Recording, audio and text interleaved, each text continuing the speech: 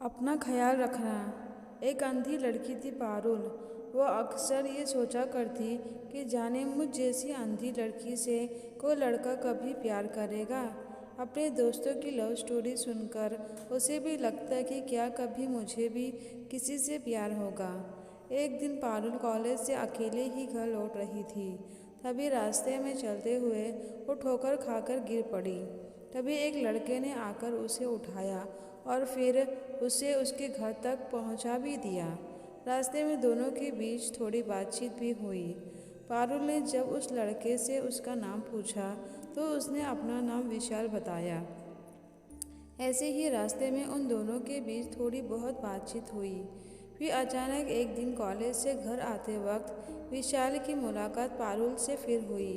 पारुल को फिर विशाल से मुलाकात मिलकर दोबारा बहुत अच्छा लगा। इस बार दोनों ने रेस्टोरेंट में कुछ देर साथ में भी बिताए। फिर क्या था, दोनों में एक अच्छी सी दोस्ती हो गई।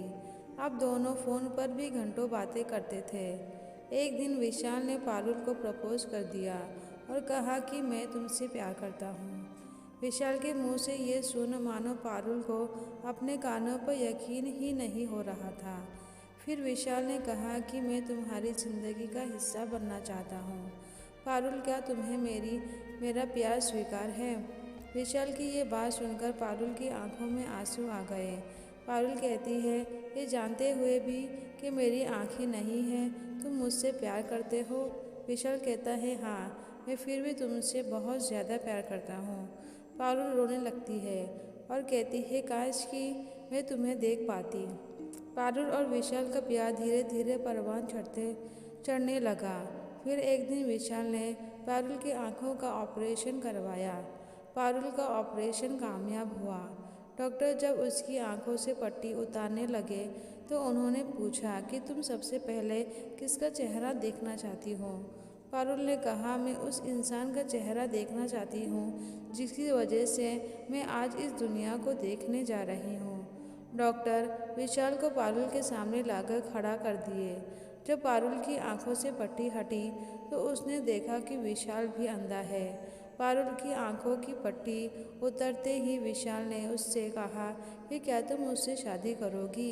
इस पर पारुल कहती है कि मैं अपनी ज़िंदगी पूरी अंधेरे में गुजारी है। मुझे पता है कि अंधापन कैसा होता है। मैं फिर से अपनी ज़िंदगी को अंधेपन में नहीं डाल सकती। मैं तुमसे शादी नहीं कर सकती। विशाल उदास हो जाता है और वहाँ से चला जाता है।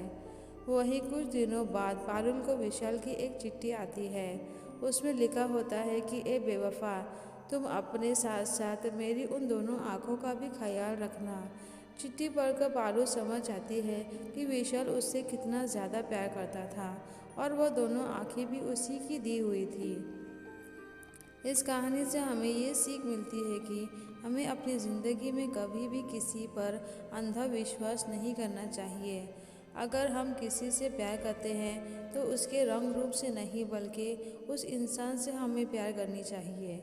अगर आपको यह कहानी अच्छी लगे तो प्लीज़ मेरे चैनल को लाइक, शेयर और सब्सक्राइब कीजिए और बेल बटन को दबाना न भूलिए। मेरी ये कहानी सुनने के लिए आपका बहुत बहुत धन्यवाद।